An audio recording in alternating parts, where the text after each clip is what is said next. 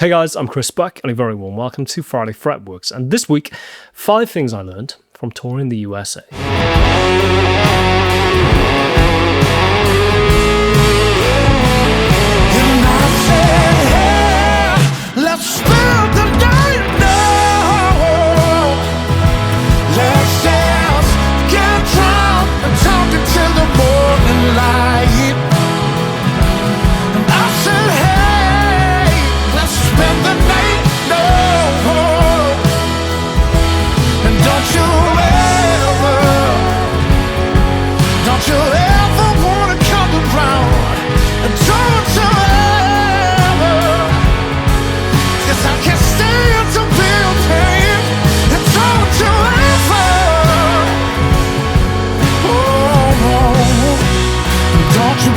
Trust in me.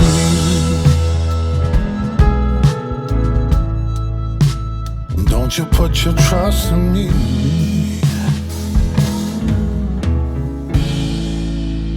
Now, just quickly before we dive into today's video, I just want to say a very quick thank you to everyone that's pre-ordered my new guitar course, Playing with Feel. The response has been absolutely unreal. It's genuinely blown me away, and you've still got a few days at this point to get it at the reduced pre-order price before it finally goes live on September 30th. I had an absolute blast filming it, and I'm incredibly proud of it. Just really excited to see what you guys finally make of it when it's actually released. I'll stick all the links down in the description box. Also, just a very quick shout out to Cardi Black's UK tour, which is starting next week on October 2nd at Nottingham's Rock City and will be stretching throughout October. After the success of this North American run, we're incredibly excited to bring Midnight at the Valencia back across the Atlantic. So if you are on this side of the pond, grab yourself a ticket and we shall see you there. It's also the first time that we're ever doing the VIP experience thing. So if you want to come hang out with us, ask me any burning questions, geek out over my pedalboard and my rig, grab yourself a pass and we shall see you at Soundcheck. So you may have guessed from the recent rig rundown type video that I shot at the Troubadour in Los Angeles a few weeks ago. Cardinal Black have just completed our first ever North American tour. Feels a little disingenuous to call it a North American tour, as admittedly only 2 of those 13 shows were actually north of the border into Canada. We'll look to rectify that ASAP, I promise you.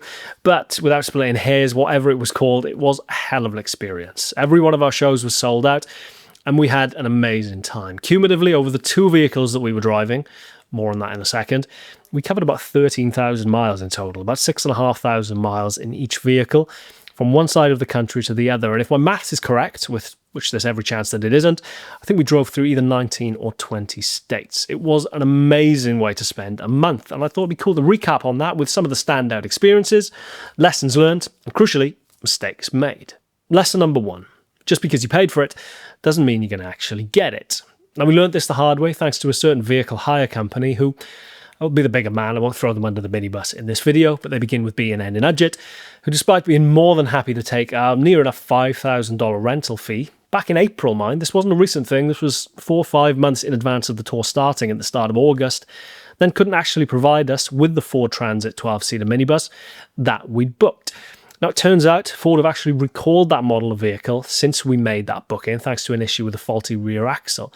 So I guess as much as that specifically wasn't the hire company's fault, neglecting to let us know that there was an issue with our booking until we arrived at the airport to pick it up definitely was. And thanks to a distinct lack of anything approaching similar vehicles anywhere in the eastern United States, it would have appeared, we ended up touring the country not in one pretty spacious minibus, but crammed, and I really do emphasise the word crammed there, into 2 Ford Expedition SUVs, subsequently monitored the Liberty truck and the Tyranny truck, based on their occupants and general vehicular vibe.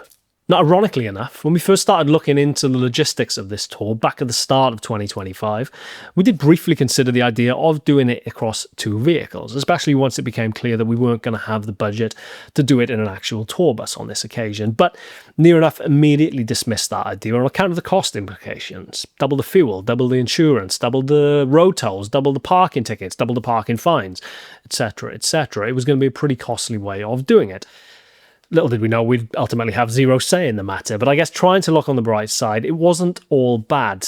I guess it probably did, looking back, minimise the risk of us being victims of theft, which wherever you are in the world is always a very clear and present danger if you are a band on tour in a vehicle which looks like you are a band on tour.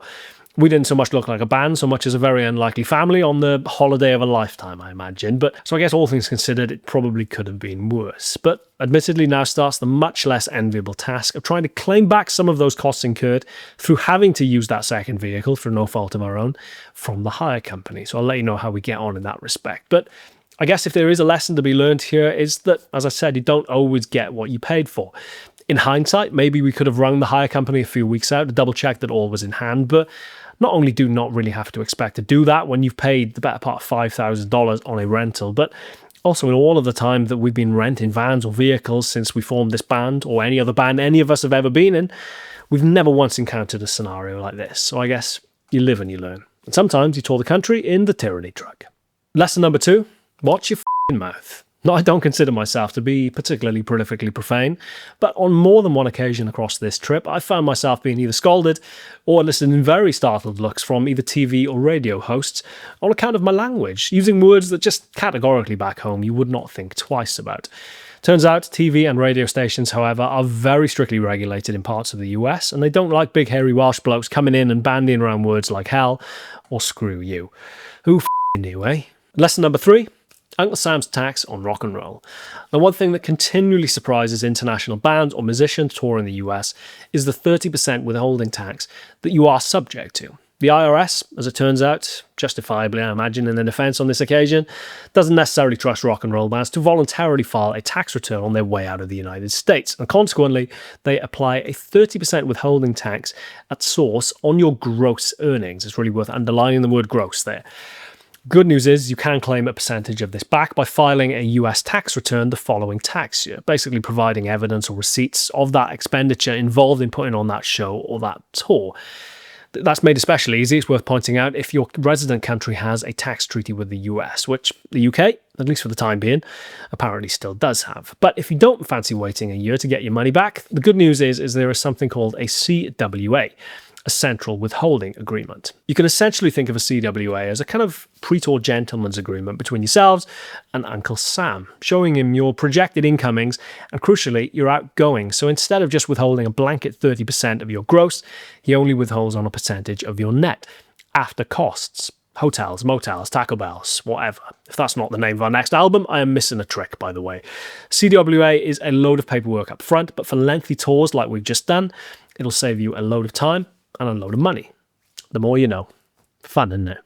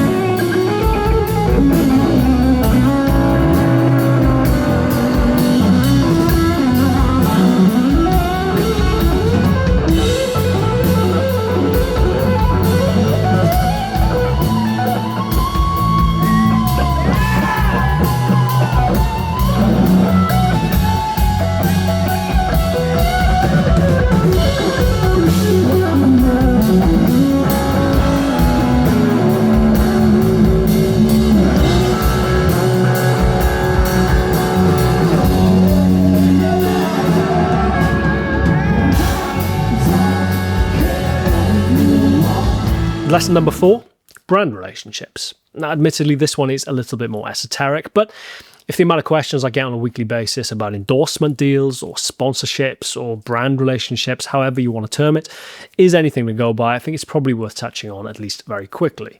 Now, in years gone by, when record labels ruled the roost, odds on if you were signed to a reputable record label and you were about to undertake something as financially burdensome as an entire North American tour, odds on you would have had tour support, financial support to help get you on, and more importantly, keep you on the road. Now, it wasn't free money, it was recoupable, they would claw it back from your album sales, but you can kind of think of it as a low-risk loan to help you stump up some of that cash that will inevitably be needed to help get a band on the road. All of those upfront costs, which it probably won't surprise you to learn when you're organising the tour, are numerous.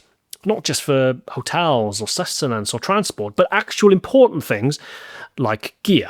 Short of being signed to a major label, tour support is kind of a thing of the past. Of course, physical record sales being relatively speaking non-existent, and streaming yielding so little that it would probably take a millennia to pay back the financial investment required to cover something like backline rental for a month, which is why it is increasingly important to develop good relationships with the brands whose gear that you love, use and rep of your own volition, purely for the love of using their gear. Now, I consider myself very fortunate to have very good relationships, and I like to think reciprocal relationships, with a few different companies, principal among which, of course, Yamaha guitars and Victory amps. I've been playing the Yamaha Rev Star for near enough 10 years now, and using Victory for at least 6 or 7, and they've been with me on small club stages to the Royal Albert Hall.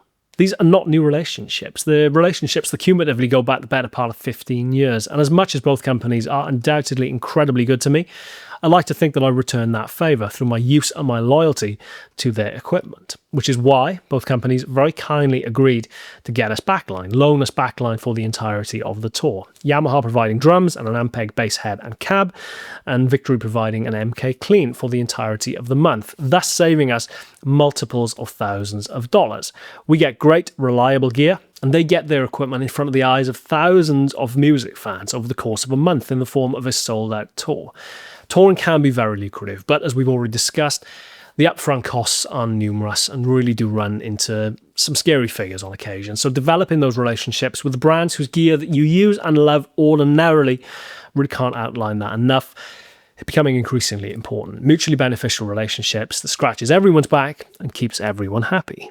And last, but by absolutely no means least, the fifth and final thing that I'm taking home from touring North America for an entire month is that people are very, very nice. I know that feels like a slightly redundant thing to say, but now more than ever, when there's such polarization and division in the world, it feels important to remind ourselves of that fact from time to time, myself included.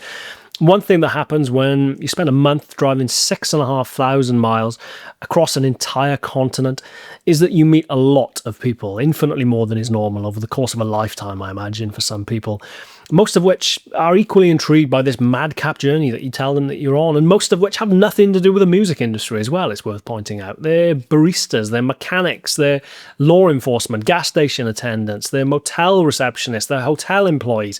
Whatever, the one thing they invariably have in common is that they're lovely, honest, hard-working people who are curious about where you come from, your accent, what accent, your job, and more importantly, what you make of their country. Spending a month driving across North America, going coast to coast, stopping near enough every other night to hang out with a few hundred total strangers who just happen to like your band, is not only an immense amount of fun, as you can probably imagine, but also a huge privilege.